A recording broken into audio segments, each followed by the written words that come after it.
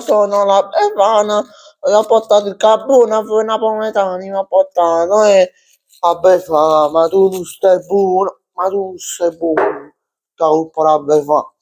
A parte gli scherzi, si Urgarello, vai giù, Napoli Verona, 2-2. Ma com'è possibile? Vai giù, ma com'è possibile? Napoli Verona 2-2. Partita scandalosa perché tu vieni da quante vittorie per 2-0. Napoli Milan 2-0, Napoli Bologna 2-0, Napoli Cremonese 2-0. Siamo a tre partite, Napoli Lazio, cioè Lazio Napoli 2-0, 0-2 e siamo a 4 partite per 2-0. Cioè noi stiamo giocando abbiamo giocato 4 partite che abbiamo vinto per minimo 2 gol di scarto, va bene? 2 o 3 gol di scarto, non la ricordo. Ok, tu lasci 45 minuti al Bologna, scusate, no, al Bologna, al Verona. L'AS Verona per i primi 46, per il primo tempo, più 5 minuti fino al 50esimo, ha giocato solo a Bologna. Tu ti sei svegliato dopo 54 minuti, più di 54 minuti, perché se non mi sbaglio era pure il recupero del primo tempo. Tu ti sei svegliato dopo che hai subito 2 gol da Frese e Orban da rigore da Custio a cacchia, cioè no, fatta a cacchia, nel senso che Buongiorno poteva pure evitarsi di fare quella sciampiati, si poteva evitare, cioè ma giù, ma questa è tutta colpa della Befana. A parte gli scherzi, a Antonio Conte mi riferisco, mo Antonio Conte e De Laurentiis, vedete che licata fa, ok?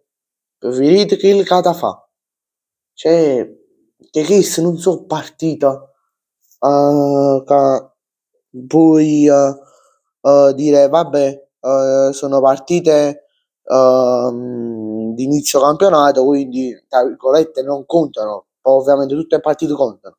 Oppure l'ultima partita di campionato dove sai già che lo scudetto è tuo oppure non è tuo, quindi dico una partita in più, una partita in meno, o verso vinta a me non mi cambia niente. Invece questa partita ti ha cambiato tutto. Io l'ho sempre detto, questa partita è stata, cioè, se questa partita la vinciamo, il Napoli si poteva candidare per lo scudetto, che era una delle principali, delle prime 3 candidate per lo scudetto. Se il Napoli la va a perdere, non è più la candidata dello scudetto. Lo scudetto ce lo possiamo pure sognare, ce lo vediamo nei sogni, ce lo vediamo col binocolo, cioè ci rendiamo conto. Io ho pensato questo fino per i primi 50 minuti. Poi il Napoli si è svegliato dopo i primi 50 minuti e McTominay, l'uomo che ci salva sempre, cioè si è sempre salvato, McTominay, che al 54esimo ha fatto il gol. McTominay ci salva sempre, che tentacchi il coscena, una cosa pazzesca. E infatti per gran parte del secondo tempo, per i 40 minuti, 40-47 minuti del primo tempo, del secondo tempo, tutto il secondo tempo, compresi i minuti di recupero, il Napoli ha dominati facendo anche il gol di Lorenzo, citandolo, capitano, grande capitano, su azione di Marianucci, infatti che bella azione ha fatta.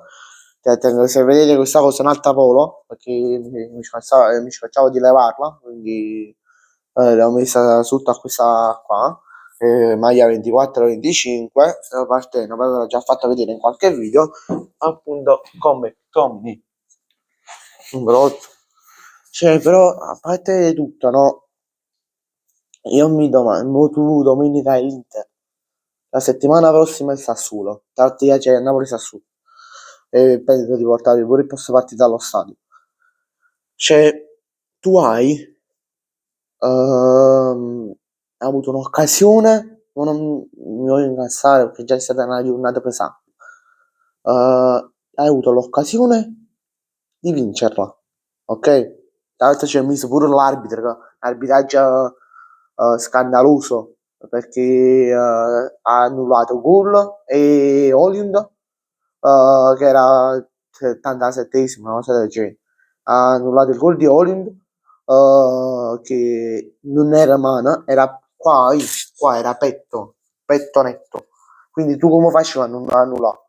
Cioè, sto gol. Tenevamo l'occasione di vincere 3-2, se non ci fosse messo anche l'arbitro. E poi, vabbè, il gol di Rachmani, uno lo potevi pure annullare perché un po' un fuorigioco era, capito? Poi, vabbè, il migliore in campo secondo me è stato Di Lorenzo, ha fatto una grande prestazione nel secondo team. Secondo me era un po' indeciso tra Di Lorenzo e Merton, però secondo me Di Lorenzo la partita che ha fatto oggi ha superato.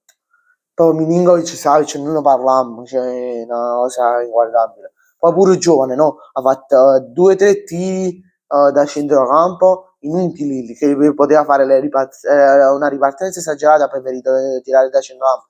Visto non sta buono cagà. Ok, è fortissimo. Se uffa culo, però secondo me quei 2 o 3 tiri da centrocampo non le da fare.